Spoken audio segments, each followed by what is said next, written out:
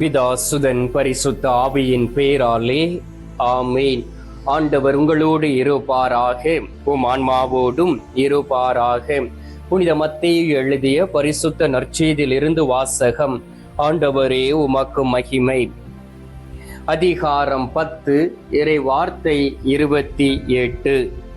ஆன்மாவை கொல்ல இயலாமல் உடலை மட்டும் கொள்பவர்களுக்கு அஞ்ச வேண்டாம். ஆன்மாவையும் உடலையும் நரகத்தில் அழிக்க வல்லவருக்கே அஞ்சுங்கள். கிறிஸ்துவின் வாழ்வு தரும் நற்செய்தி. கிறிஸ்துவே உமக்கு புகழ். கிறிஸ்துவுக்குள் பிரியமான என் அன்பு சகோதர சகோதரிகளே, இந்த நாளிலே விசுவாசத்தோடும் நம்பிக்கையோடும் நம் ஆண்டவராகிய இயேசு கிறிஸ்துவை தேடி வந்திருக்கக்கூடிய உங்களை அவர் நிறைவாக ஆசீர்வதிப்பாராக. ஆண்டவருடைய ஆசீர்வாதத்தை பெற்றுக்கொள்ள ஒவ்வொரு நாளும் நம்மை தகுதி உள்ளவர்களாக நாம் மாற்றிக்கொள்ள வேண்டும்.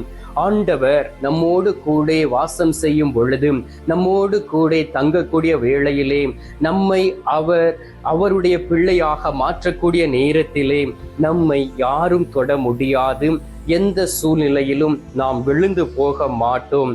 அன்பார்ந்தவர்களே, இந்த நாளிலே நமது ஆன்மாவும் நமது உடலும் யாருக்கு சொந்தம் என்பதை நாம் அறிந்து கொள்ள வேண்டும். ஆண்டவர் நமக்கு உடலை நம்முடைய தாயின் கருவறையில் இருக்கும் பொழுதே நமக்கு கொடுத்திருக்கின்றார்.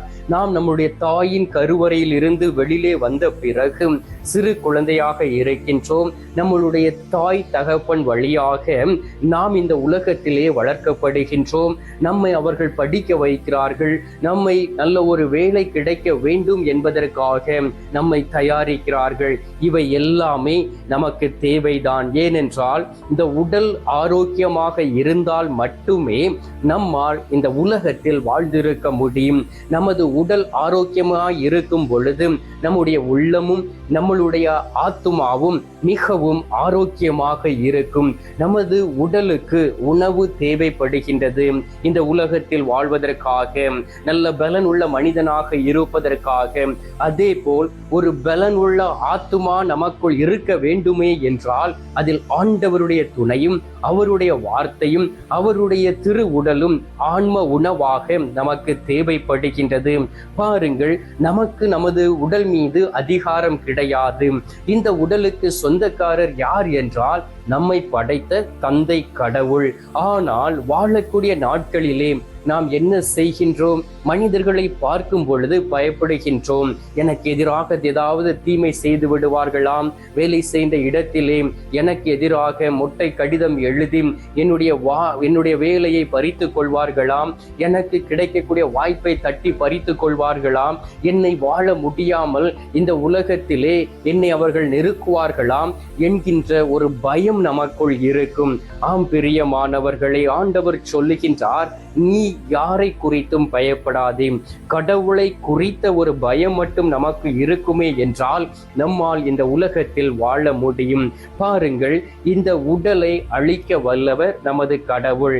அழகாக யோபு சொல்லுகின்றார், என்னுடைய தாயின் உடலில் இருந்து வெறும் உடம்பாக நான் வெளியிலே வந்தேன். நான் இந்த உலகத்தை விட்டு போகும் பொழுது வெறும் உடம்பாக நான் போவேன் என்று அவர் சொல்லுகின்றார். அதுதான் உண்மை. அன்பார்ந்தவர்களே, நீங்கள் பெரிய சொத்துக்கு அதிபதியாக இருக்கலாம், உங்களிடம் பொன்னும் பொருளும் இருக்கலாம், நில புலன்கள் இருக்கலாம், உங்களுடைய பிள்ளைகள் உங்களை சூழ்ந்து இருக்கலாம், நீங்கள் எதை கேட்டாலும் வாங்கி தருவதற்கு உங்களுக்கு வேலைக்காரர்கள் இருக்கலாம், நல்ல காரு இருக்கலாம், விலை உயர்ந்த ஒரு போனை வைத்துக்கொண்டு நீங்கள் அலையலாம்.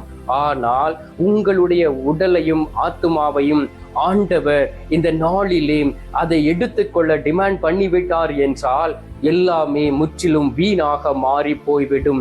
எனவே தான் கடவுளுக்கு அஞ்சி இந்த உடலும் இந்த ஆத்துமாவும் என் கடவுளுக்கு சொந்தம் என்பதை அறிந்து கொண்டு நீங்கள் வாழக்கூடிய நாட்களிலே ஆண்டவர் உங்களோடு கூட இருப்பார். எனவே யாரை கண்டும் அஞ்சக்கூடாது. ஆண்டவர் எனக்கு துணை இருக்கின்றார் என்கின்ற ஒரு நம்பிக்கையும் ஒரு விசுவாசமும் உங்களுக்கு இருக்க வேண்டும். பாருங்கள், எஸ்ஐயா 41 அதிகாரம் 14 வார்த்தையில் சொல்லப்பட்டு இருக்கின்றது, அஞ்சாதிரு, நான் உனக்கு துணையாயிருப்பேன் என்கிறார் ஆண்டவர். ஆண்டவரே சொல்லுகின்றார், நீ அஞ்ச வேண்டாம் வாழக்கூடிய நாட்களிலே, ஆனால் நீ பரிசுத்தத்தோடு இருக்க வேண்டும். கடவுள் என்னை அன்பு செய்கின்றார், என்னை ஆசீர்வதிக்கின்றார், என்னுடைய தேவைகளை சந்திக்கின்றார். என் கடவுளை விட்டு வழி விலகி சென்றால் நான் பாதிக்கப்படுவேன். ஆண்டவர் கை நெகிழ்ந்து விடுவார், ஆண்டவர் பாராமுகமாய் இருந்து விடுவார், ஆண்டவர் என்னை விட்டு போய்விட்டார் என்றால் என்னுடைய ஆத்துமாவையும் உடலையும் சாத்தான் பங்கு போட்டு விடுவான் என்கின்ற ஒரு பயம் உங்களுக்குள் இருக்க வேண்டும். அவ்வாறு நீங்கள் இருக்கும் பொழுதுதான் ஆண்டவர் உங்களோடு கூட இருந்து உங்களோடு செயல்படுவார் என்பதை நீங்கள் அறிந்தும் புரிந்து கொள்ள வேண்டும். பிரியமானவர்களே, ஒவ்வொரு நாளும் நற்கருணை நாதராய் உயிருள்ள உணவை நமக்கு தந்து கொண்டு இருக்கிறாரே. நீங்கள் செய்ய வேண்டிய ஒரே ஒரு காரியம், நன்மையை மட்டும் செய்ய வேண்டும். ஆண்டவராகிய இயேசு கிறிஸ்துவுக்கு எதிராக எத்தனையோ குருக்கள் எழுந்தார்கள், எத்தனையோ பரிசேயர்களும் சதிசேயர்களும் வந்தார்கள். அங்கே வரி வசூலிக்கக்கூடியவர்கள் அவருக்கு எதிராக எழும்பினார்கள். கிராமங்களில் இருக்கக்கூடியவர்கள் அவரை விரட்டி அடித்தார்கள். அவர் யாருக்கும் அஞ்சவில்லை. அவர் கோயிலுக்கு சென்றார், ஆண்டோடைய வார்த்தையை அறிவித்தார், தன்னை தயார்படுத்தி கொண்டார். நமக்காக அவர் மரிக்க வேண்டும் என்றும் தந்தை கடவுளுடைய திட்டத்தை நிறைவேற்ற அந்த திட்டத்தில் அப்படியே பயணித்தார். அதே போல் வாழக்கூடிய நாட்களிலே உங்களுக்கு கொடுத்திருக்கக்கூடிய குடும்பத்தின் மீது அக்கறை கொண்டு, உங்களுடைய பிள்ளையின் மீது அக்கறை கொண்டு, உங்களுடைய மனைவி மீது, கணவர் மீது அக்கறை கொண்டு நீங்கள் கடவுளுக்கு அஞ்சி வாழ்வீர்கள் என்றால் உங்களுடைய ஆத்துமாவும் உங்களுடைய உடலும் பாதுகாக்கப்படும். எப்பொழுதுமே நீங்கள் நினைத்து பார்க்க வேண்டும், என்னுடைய உடலில் இருந்த அந்த ஆத்துமா போய்விட்டது என்றால் நான் ஒரு பிணமாக மாறிவிடுவேன். என்னை பெயர் சொல்லி கூட அழைக்க மாட்டார்கள், நம்முடைய பெயர் கூட நமக்கு சொந்தம் கிடையாது என்பதை நாம் அறிந்து இருக்க வேண்டும். எசையா தீர்க்கதரிசி புத்தகம் 41வது அதிகாரம் 13வது வார்த்தையில் சொல்லப்பட்டு இருக்கின்றது, நானே உன் கடவுளாகிய ஆண்டவர், உன் வலக்கையை பற்றி பிடித்து அஞ்சாதே, உனக்கு துணையாய் இருப்பேன் என்று உன்னிடம் சொல்பவரும் நானே என்பதை நாம் அறிந்திருக்க வேண்டும். ஆண்டவர் சொல்லுகின்றார், நம்முடைய கரங்களை பற்றி பிடித்து கொண்டு, என் மகனே மகளே, உன்னை கொல்லவர யாருக்கும் அஞ்ச வேண்டாம், ஏனென்றால் நீ எனக்கு சொந்தமானவன், நீ எனக்கு சொந்தமானவள். எனவே யாருக்கும் உன் மீது அதிகாரம் கிடையாது. உன் மீது அதிகாரம் படைத்தவன் நான் என்பதை நீ அறிந்து கொள்ள வேண்டும் என்பதைத்தான் நம்முடைய வலக்கரத்தை பற்றி பிடித்து கொண்டு சொல்லுகின்றார். எவ்வாறு ஒரு தாய் தன்னுடைய பிள்ளை அழக்கூடிய நேரத்திலே மார்போடு அணைத்துக் கொள்வாரோ, அதே போல் ஆண்டவர் ஒவ்வொரு நாளும் அவருடைய மார்போடு அணைத்து அவருடைய வார்த்தையை கொடுத்து நம்மை தேற்றுவதற்காக, நம்மை அவருடைய வழியில் நடத்துவதற்காக, நம்மை பலப்படுத்துவதற்காக, நம்மை உற்சாகப்படுத்துவதற்காக நாம் இந்த உலகத்தில் வாழ்ந்திருக்க வேண்டும் என்று விரும்புகிறபடினால் எல்லா காரியங்களையும் நன்மையாக மாற்றி தந்து கொண்டு இருக்கின்றார்.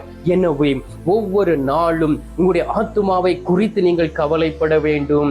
என் ஆத்துமா கரைப்பட்டு விடக்கூடாது, என் ஆத்துமாக்குள் பாவ பழக்க வழக்கங்கள் சென்று விடக்கூடாது, என் ஆத்துமா என் ஆண்டவர் கொடுத்த பொக்கிஷம் என்பதை அறிந்து கொண்டு அதை பாதுகாக்கக்கூடிய பிள்ளைகளாய் இருக்கும் பொழுது உண்மையிலே இந்த உலகத்திலும் இந்த உடலோடு வாழ்ந்திருப்போம், மறு உலகத்திலும் நம்முடைய ஆத்துமா வாழ்ந்திருக்கும்.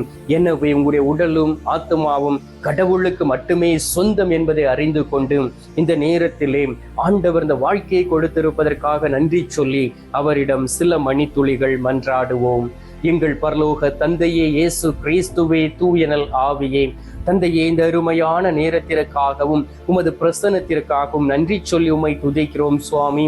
தகப்பனே, இந்த நாளிலே ஒரு அருமையான இறை வார்த்தை எங்களுக்கு கொடுத்தீரே.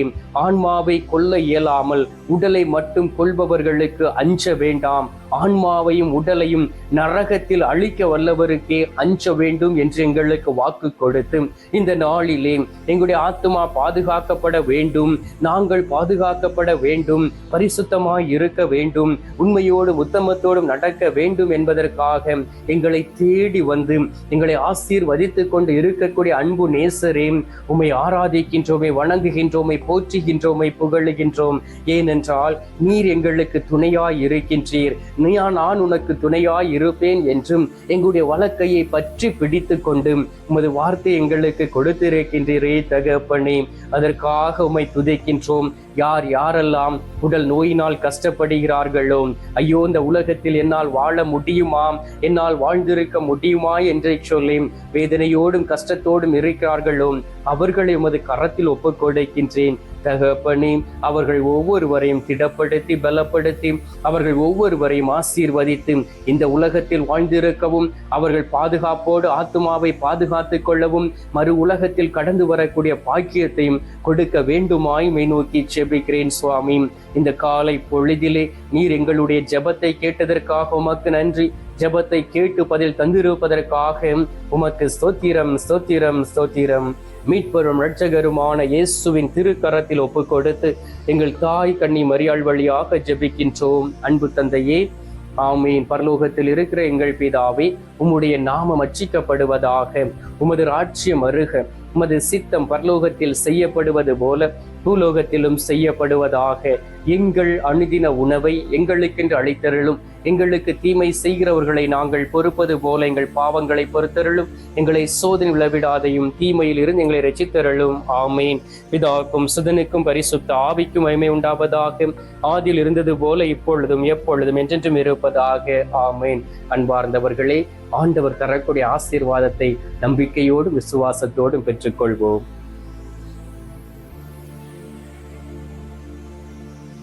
எல்லாம் அல்ல இறைவன் பிதா, சுதன், பரிசுத்த ஆவி உங்களை ஆசீர்வதிப்பாராக. ஆமீன்.